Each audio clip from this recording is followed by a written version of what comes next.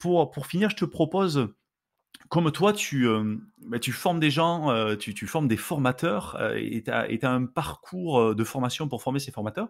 Et moi, ce Oui. que je te propose, c'est d'une part que tu puisses nous expliquer comment, en fait, comment tu les accompagnes dans ces apprentissages, et surtout que tu puisses me décortiquer finalement ce parcours de formation, ce parcours d'apprentissage, pour que tu nous expliques pourquoi tu commences par ça, pourquoi tu as mis en place cette modalité, qu'est-ce que ça apporte comme bénéfice, tu vois, qu'on puisse un petit peu aller décortiquer ce que tu fais, ce que tu proposes. Ok, alors j'ai créé un accompagnement du coup qui est en ligne, qui dure 6 mois, à destination de formateurs, qu'ils soient salariés ou indépendants, ça change pas grand-chose parce qu'on reste des formateurs. Et on est sur des formations en présentiel. Moi, j'accompagne sur des formations en présentiel. Que la formation, elle dure 7 heures ou 3 heures, 3h30, enfin une demi-journée en gros, ça fonctionne aussi, tu vois. Les outils fonctionnent aussi. Dans l'accompagnement, tu retrouves différentes choses. Donc, je vais essayer d'être assez synthétique. La première chose, c'est une plateforme principale où tu as à peu près 140 fichiers, soit des choses à télécharger, des templates, soit et principalement des vidéos où je te partage en fait tout le fruit de mes expériences et de ma connaissance, de tout ce que je sais en fait depuis 8 ans que j'exerce aujourd'hui. En lien avec cette plateforme, parce que si tu veux, on pourrait juste s'en tenir à du e-learning. Moi, c'était pas mon objectif parce que des fois, tu te retrouves un peu seul derrière ton écran d'ordinateur et tu sais pas trop ce que le formateur il a voulu dire, tu sais pas trop comment te réapproprier finalement le contenu. J'ai mis en place 3 visios avec les formateurs du programme par rapport. Donc, il y a 4 piliers sur la plateforme avec en gros 4 modules de formation avec des sous-thématiques par module. Et on se fait 3 visios pour les 3 derniers piliers. Comme ça, en fait, ils me partagent un petit peu ce qu'ils ont écrit parce que je leur ai créé ce qu'on appelle un workbook. Ils peuvent écrire, en fait, c'est en complètement lien avec les vidéos. Ils écrivent dessus, on se fait des visios et moi, j'analyse. Je les questionne beaucoup, en fait, pourquoi tu as écrit ça comme ça, qu'est-ce que ça signifie, etc. Et en fait, à la fin des 6 mois, ils ont non seulement une méthodologie, parce que la plateforme, c'est une méthodologie finalement, mais ils repartent aussi avec une journée de formation qui est très vivante, qui est très humaine, qui est dynamique, où on fait attention aux êtres humains dans ces salles de formation, tout en partageant bien sûr du contenu, qui est notre aussi mission principale. Donc il y a cette première partie-là. À côté de ça, il y a un groupe Facebook privé où moi, ça me sert à 2 choses. C'est un outil de planification pour les lives, parce qu'on fait des lives, je vais venir après. Et c'est un outil aussi où on vient se partager ce qu'on veut. Moi, ce matin, tu vois, j'ai mis 2 vidéos sur le groupe pour leur partager une idée pour la prospection, chose qui n'a rien à voir avec la pédagogie, parce qu'à la base, on n'est que centré sur la pédagogie, mais je me suis dit ça pourrait être cool parce que je sais que ça les intéresse. Et je leur ai partagé un jeu que j'ai créé justement en lien avec les neurosciences, que je vais animer fin juin. Et je leur ai expliqué un petit peu comment je l'anime. Donc le groupe Facebook, ça sert aussi à se partager des bonnes pratiques, à dire si ça va pas. Tu vois, on peut laisser un petit mot, salut les gars, j'ai passé une journée qui était pas très fun. Voici ce qui s'est passé avec les apprenants. Est-ce que vous avez des pistes? Tu vois, par exemple, ça peut être ça. Ensuite, tous les mois, on fait des lives. Tous les mois, on fait des lives sur une chose. Enfin, la première chose, c'est de l'analyse de pratique. Quand tu es formateur, bah, tu vis des choses qui parfois sont pas évidentes à vivre et ça peut être sympa d'avoir le soutien ou juste le regard des collègues, tu vois. Mhm. Donc, on fait deux lives d'analyse de pratique par mois et on fait un live que j'ai appelé la boîte à outils qui s'enrichit. En gros, sur la plateforme avec les 140 fichiers là, tu as 30 techniques d'animation pour le contenu de formation, plus des jeux de connaissances, plus des forums, plus plein de trucs. Et en fait, je me suis dit que un des challenges aussi quand tu es formateur, c'est de venir diversifier tes pratiques. Parce qu'au bout d'un moment, quand tu as fait 1 fois, 2 fois, 10 fois, 20 fois la même formation, bon, tu peux avoir tendance un peu à t'ennuyer, à être moins performant. Donc l'idée, en fait, c'est de venir challenger un petit peu ça et tous les mois de se partager des outils très concrets pour le contenu, par exemple, de formation. La dernière chose, c'est que tous les mois, je leur partage sur une deuxième plateforme que j'ai ouverte, du coup, des jeux de société, par exemple, qu'on peut réinvestir en formation, tu vois. Et là, le deuxième type de vidéo que je leur partage, justement, ce sont des vidéos sur les neurosciences. Là, pour l'instant, il y en a 5. Il y a neurosciences et neuromythes.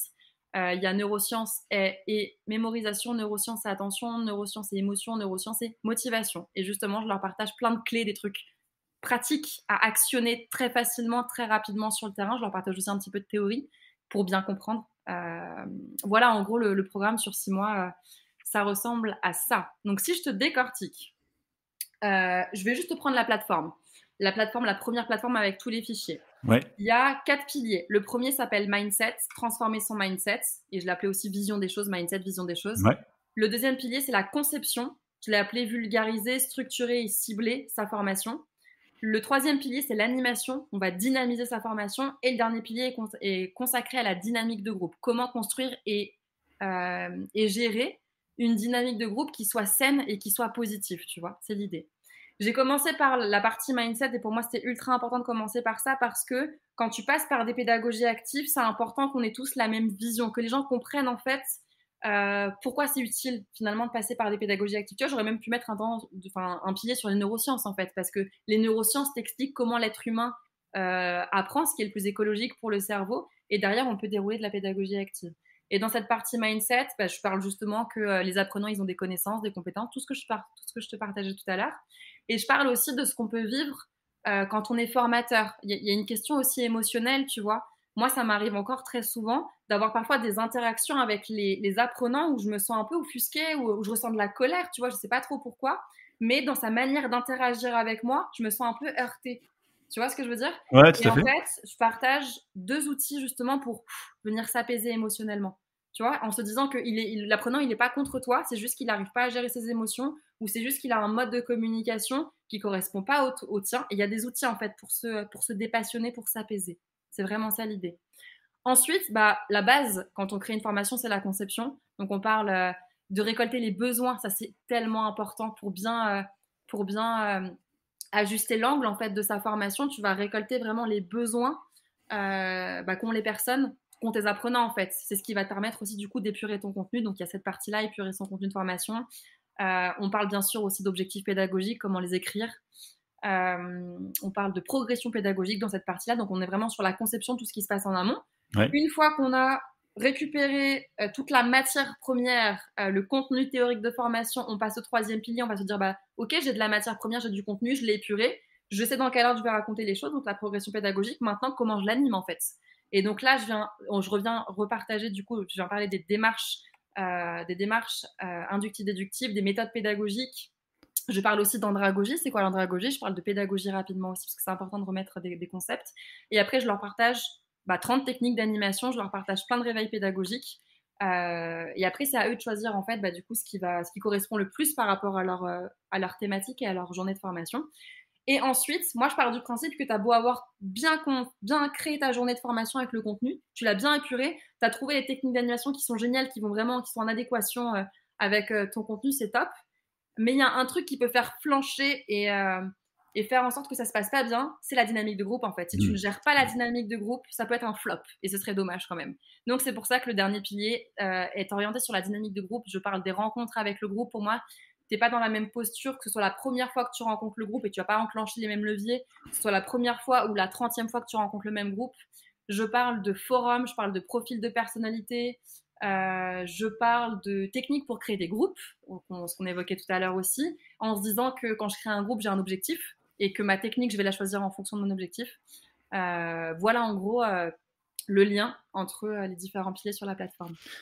OK, non, super clair et tu as donné effectivement, cette colonne vertébrale que l'on a pu suivre et qui permet à un formateur ensuite, d'arriver confiant, et congruent, comme tu Oui, l'as dit, ouais. dans sa salle de formation.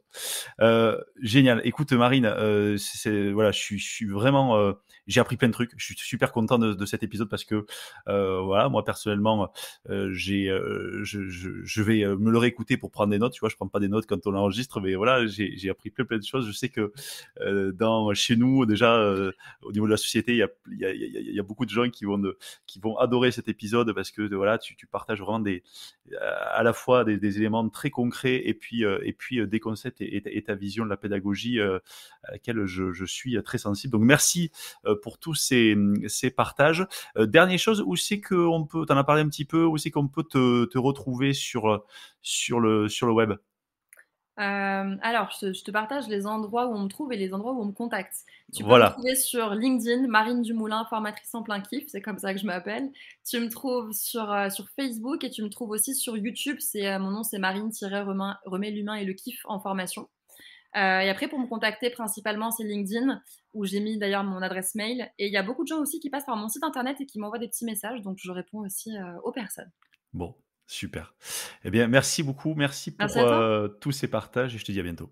Ça marche, merci Cyril.